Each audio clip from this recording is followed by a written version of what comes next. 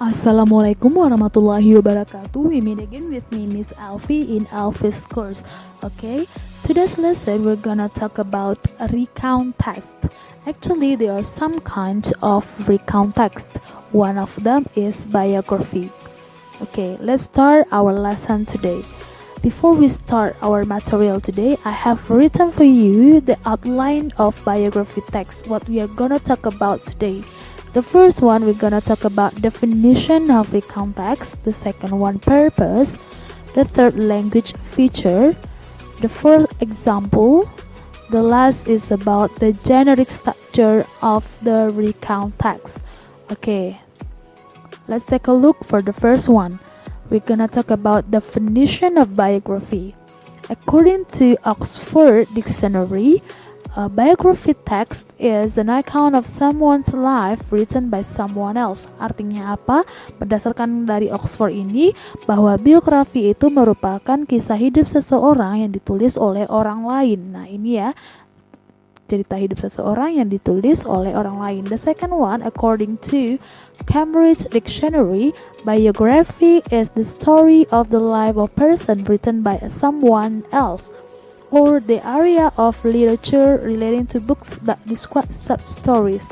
Nah, berdasarkan Cambridge ini, bahwa biografi ini merupakan cerita hidup dari seseorang yang juga ditulis oleh orang lain. Nah, atau area atau bagian dari kesusastraan yang berhubungan dengan buku yang menceritakan tentang beberapa cerita.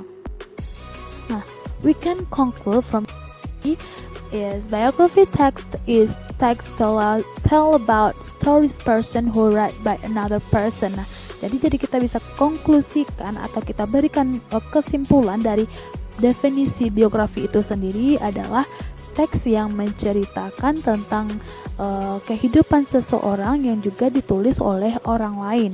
Okay, next, purpose. The second one is about purpose. What is the purpose of recount text? Okay, the first one is to tell people about story of someone important in the past. Nah, ini fungsinya itu atau tujuan dari recount text itu sendiri adalah untuk menceritakan kepada people atau the reader atau kepada si pembaca tentang cerita seseorang yang penting di masa lalu. Okay, purpose yang kedua juga bisa to inform by telling past event and achievement in a person life. Nah, juga fungsinya itu untuk menginformasikan dengan cara apa? Retelling, menceritakan kembali kejadian di masa lampau atau prestasi yang didapat oleh seseorang itu di kehidupannya. The third, the purpose is to provide detailed information regarding the life of another person. Nah, juga bisa tujuannya itu untuk menyediakan informasi yang detail berhubungan dengan kehidupan orang lain. Nah, the last juga bisa to educate people about the person who biography is about. Nah, juga bisa fungsinya untuk mengedukasi orang pembaca, karena tentu yang diisikan di biografi adalah orang-orang yang memberikan dampak positif kepada masyarakat ataupun kepada orang lain. Next, the language feature. Nah, language feature yang biasa digunakan dalam teks recount itu adalah the first one, simple past tense. Nah, simple past tense ini secara umum itu kejadian di masa lampau. Nah, kemudian ada adverb of time, nah keterangan waktu, dan juga ada adverb of place, keterangan tempat. Okay, let's take a look the example of biography text. Nah, sekarang Miss sudah menyiapkan one of the example of biography text about Muhammad Hatta atau the biography text of Muhammad Hatta. Okay, nah, now I'll read it for you and listen carefully, and we discuss it together to comprehend this text. Okay, let's take a look. First, I read it for you. Muhammad Hatta, or often called Bung Hatta, who was the first vice president of Indonesia. Muhammad Hatta was born in Bukit Tinggi, West Sumatra on August 12, 1902. His father is Haji Muhammad Jamil and his mother is Siti Saleha. His father died when he was 8 months old. Hatta married to Rahmi Hatta on November 8, 1945.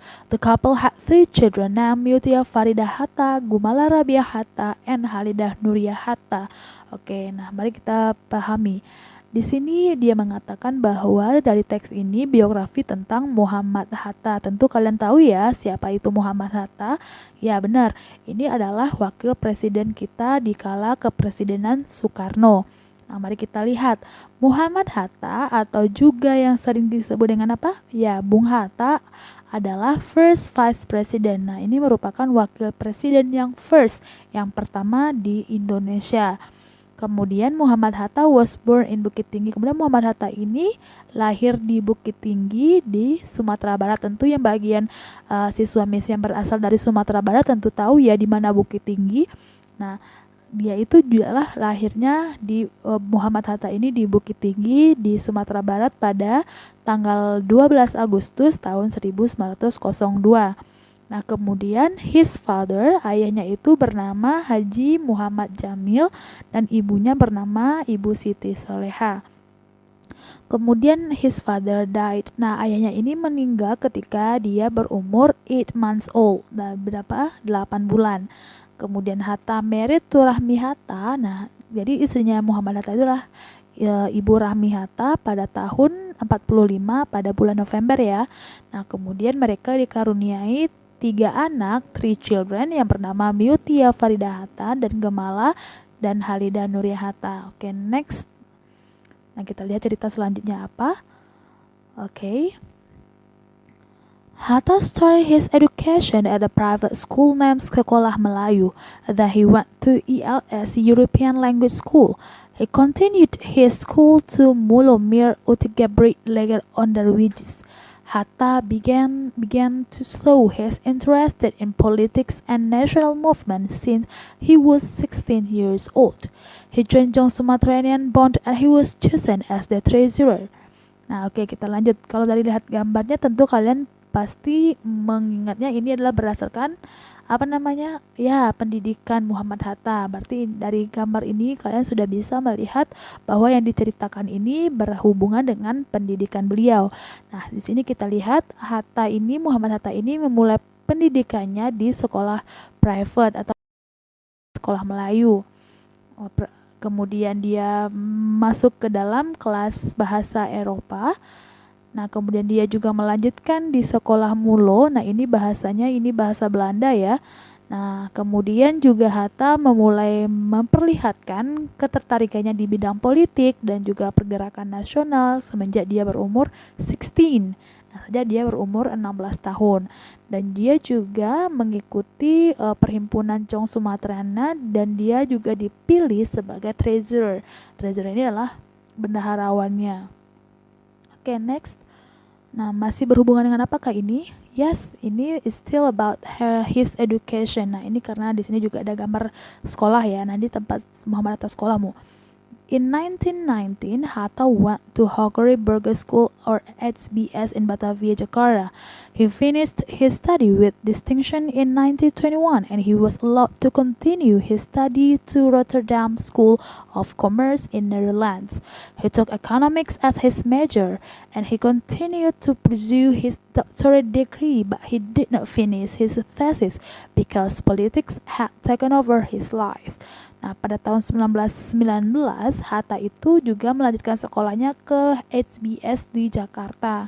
Nah, dia menyelesaikan sekolahnya itu 1921 dan kemudian dia juga melanjutkan sekolahnya itu di Rotterdam School of Commerce in Netherlands di Belanda ya. Kemudian juga dia mengambil jurusan ekonomi dan juga mengambil gelar doktor, tapi dia tidak menyelesaikannya ya karena waktunya itu habis di bidang politik gitu. Okay, next. In Netherlands, Hatta joined the Industrie Vereniging. In 1922, Industrie Vereniging changed its name to Indonesia Vereniging or Perhimpunan Indonesia. Hatta was the treasurer from 1922 until 1925, and then he became the chairman from 1926-1930. Perhimpunan Indonesia then changed from a student organization to a political organization that demanded for Indonesia's independence. It expressed its voice through a magazine called Indonesia Merdeka, of which Hatta was the editor. Nah, di sini di Belanda Hatta mengikuti perkumpulan yang disebut Indische. Kemudian pada tahun 1922 itu perhimpunan tersebut berubah bernama menjadi Perhimpunan Indonesia, dan kemudian Hatta ditunjuk sebagai bendaharawannya pada tahun 1922 sampai 1925, dan kemudian menjadi ketuanya pada tahun 1926 sampai 1930. Kemudian di Perhimpunan Indonesia ini dia merubah dari organisasi siswa menjadi organisasi politik yang memperjuangkan tentang kemerdekaan Indonesia. Kemudian itu disuarakan melalui sebuah majalah yang disebut Indonesia Merdeka, yang dimana Hattalah sebagai editornya. Next, Hatta attended congresses all over Europe to gain more support from other nations. He always as the chairman of Indonesia delegation. By the middle of 1927, Perhimpunan Indonesia's activities had alarmed the Dutch authorities. On June 1927, Dutch authorities put Hatta and 4 other Indonesian activists in jail. In 1929, Hatta and other Perhimpunan Indonesia activists were released. Hatta died on March 4th, 1980, and he was buried in Tanah Kusir Public Cemetery, Jakarta. Nah, di sini Hatta menghadiri semua kongres di Eropa. Yang ingin dia harapkan itu adalah dukungan dari negara lainnya. Dia juga selalu menjadi ketua dari delegasi Indonesia. Nah, setelah pertengahan tahun 1927, Perhimpunan Indonesia ini atau aktivitas dari Perhimpunan Indonesia diperingatkan oleh pemerintahan Dutch atau Belanda. Nah, pada tahun 1927, aktivitas Belanda memasukkan Hatta dan aktivis Perhimpunan Indonesia ini ke dalam penjara. Nah, pada tahun 1929, Hatta dan aktivis lainnya itu dibebaskan. Nah, akhirnya Hatta menghembuskan nafas terakhirnya atau died, meninggal pada tahun 1980 dan dikuburkan di Tanah Kusir. Okay, that's all our biography text of Muhammad Hatta. Now let's take a look the generic structure of the text. Actually, there are 2 generic structure of the text. First one is orientation. The second one, events. Okay, in orientation, it tells about the main character is introduced. Nah, di orientation ini, the main karakternya itu atau karakter utama yang bakal diceritakan tuh diperkenalkan. Nah, kita lihat di teks kita tadi terdapat orientation pada the first paragraph. Nah, di sini adalah orientationnya karena in this paragraph, the writer show the reader about Muhammad Hatta ini atau introduce Muhammad Hatta to the reader. Nah, makanya kita sebut dengan orientation. Di eventsnya itu adalah life story dari si yang kita ceritakan. Nah, bisa dari educationnya, work, and juga achievementnya, bisa pendidikan, pekerjaannya, atau apa-apa aja prestasi yang pernah mereka raih. Nah, dari teksnya tadi ada beberapa life story dari Muhammad Hatta, yaitu yang pertama itu menggambarkan tentang educationnya, pendidikan dari Muhammad Hatta. Nah, ini masih membahas tentang education, jadi life story-nya ini banyak membahas tentang pendidikan Muhammad Hatta. Nah, juga ini karirnya karirnya di bidang politik. Nah, sampai akhirnya Muhammad Hatta menghembuskan nafas terakhirnya. Nah,